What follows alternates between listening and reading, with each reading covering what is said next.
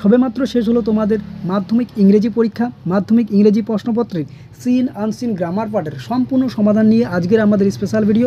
তো অবশ্যই ভিডিওটি প্রথম থেকে শেষ পর্যন্ত দেখতে থাকো এবং সঠিক উত্তরগুলি তুমি জেনে নাও, বুঝে নাও। দেখো প্রথমত কী থাকছে, তোমাদের যে সিন কিন্তু আমাদের একেবারে কমন। আমরা বলেছিলাম দ্য ক্যাট, সেই সিনটি কিন্তু এসেছে।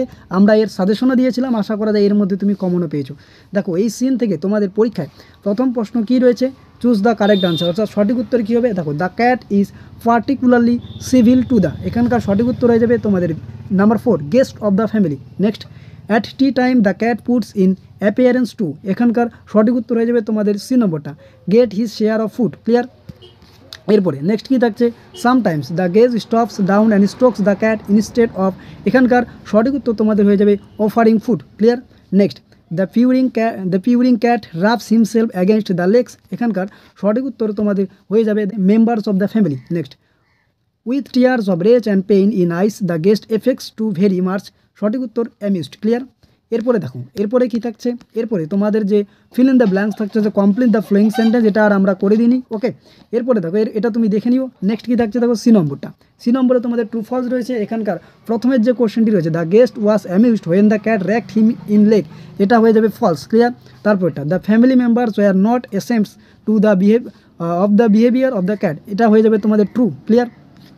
এরপরে দেখো তোমাদের যে পোয়েম রয়েছে, সেই পোয়েম থেকে কী কী কোশ্চেন দিয়েছে। Number 1, during his journey the poet ship will be guided by, এটা সঠিক উত্তর হয়ে যাবে the star. Okay, the star. এরপরে দেখো কী থাকছে, I must go down this line express to the poet, এখানকার সঠিক উত্তর হয়ে যাবে determination to go on sea voyage. Okay, এরপরে দেখো সি নম্বরটা, the living creature mention in the poem are mariners, Giles and whales. Okay, এরপরে next কী থাকছে দেখো, next the poet desire his fellow rover to be in, এটা হয়ে যাবে joyous mood. Okay, joyous mode.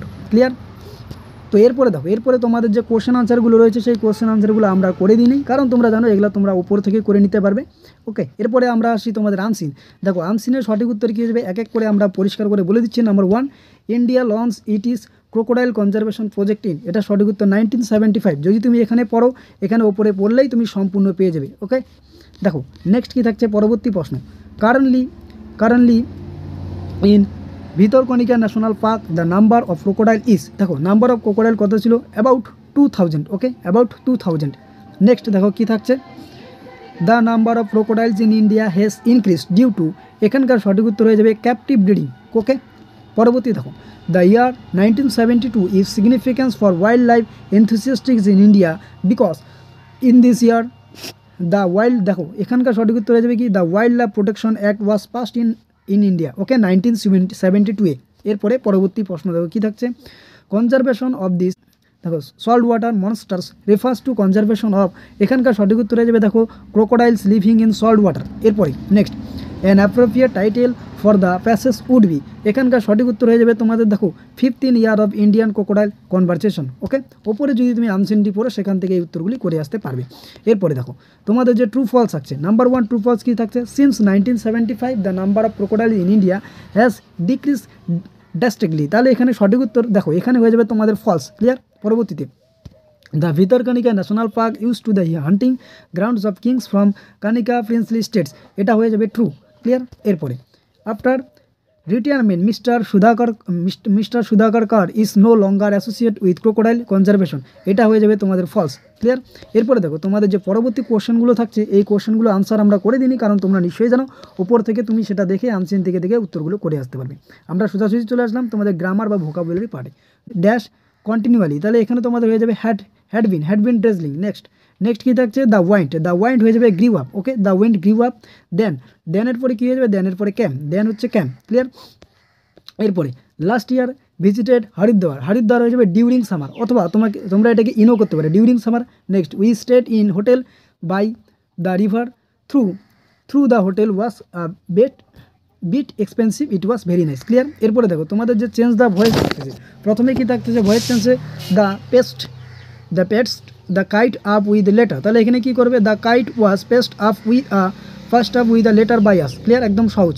Father asked him have you no school today, এটা কি বলছে, চেঞ্জ ইন্টু ইনডাইরেক্ট স্পিচ, অর্থাৎ ইনডাইরেক্ট স্পিচে চেঞ্জ করতে লাগবে। তাহলে ফাদার আস্কড হিম, ইফ করতে পারি বা ওয়েদার করতে পারি, if whether he had no school that day. Okay, এরপরে দেখো কী থাকছে, the people were very much stunned the they could not speak in the beginning join the sentence into simple sentence, অর্থাৎ এটাকে আমাকে সিম্পল সেন্টেন্সে করতে লাগবে। তাহলে সিম্পল সেন্টেন্সে করলে কী করতে পারি, the people were too much stand, তারপরে বলতে পারি যে he too speak in the beginning called clear, এইটুকু লিখলেও কিন্তু হয়ে যাবে।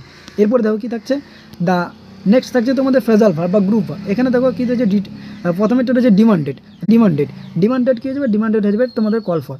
তারপরে রয়েছে রিডিউসটা কী হয়ে যাবে, দেখো রিডিউস হয়ে যাবে কাট ডাউন, একদম সহজ, রিডিউস হচ্ছে কাট ডাউন। রিমেম্বার হয়ে যাবে তোমাদের কল আপ, ওকে, রিমেম্বার হয়ে যাবে কল আপ, ক্লিয়ার। এরপরে পরবর্তীতে কী থাকছে, তোমাদের হোয়াট মিনিং থাকছে, অর্থাৎ সিনোনিম থাকছে, সেম মিনিং থাকছে। প্রথমত কী দিছে যে the natural home or environment of an animal, অর্থাৎ এটা তোমাকে কোথায় খুঁজে বার করতে লাগবে, আনসিন থেকে। তো এখানে হয়ে যাবে হ্যাবিটেট অর্থাৎ বাসস্থান। To bring something back to life, এখানে হয়ে যাবে রিভাইভ, অর্থাৎ পুনরায় যেটাকে আমরা রক্ষা পাই। তারপরে হচ্ছে ইম্পর্টেন্ট অ্যাসাইনমেন্ট অর ভোকেশন, এটাকে বলতে পারে মিশন, টার্গেট হচ্ছে অবজেক্টিভ, ক্লিয়ার। তো এই ছিল তোমাদের একেবারে যে সম্পূর্ণ। এছাড়াও দেখো তোমাদের যে এডিটোরিয়াল লেটার, যেটা আমরা বলেছিলাম একেবারে রুলস মেনটেন করে যদি তুমি লিখে আসতে পারো সম্পূর্ণ নম্বর আশা করি তোমরা পেয়েছো। এডিটোরিয়াল লেটার এসেছিলো তোমাদের।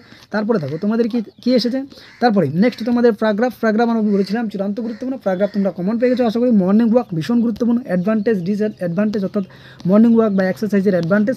তারপরে শেষের দিকে তোমাদের এসেছে একটি কি রিপোর্ট রাইটিং। দেখো রিপোর্ট রাইটিং তোমাদের একদম কমন ছিল আশা করা যায়। রিপোর্ট রাইটিং সেম রুলস আমরা বলেছিলাম, ওকে। তো আশা করি তোমরা বুঝতে পারলে, আমরা সম্পূর্ণ প্রশ্নপত্র তোমাদের সামনে তুলে ধরলাম। তো দেখা হচ্ছে পরবর্তী কোনো এক ভিডিওতে। ইতিমধ্যে আমরা গণিত বিষয়ের সম্পূর্ণ সাজেশন প্রোভাইড করেছি, না দেখে থাকলে অবশ্যই আমাদের প্লেলিস্টে গিয়ে অথবা ডিসক্রিপশন বক্সের লিঙ্কে ক্লিক করে দেখে নিতে পারো, ওকে।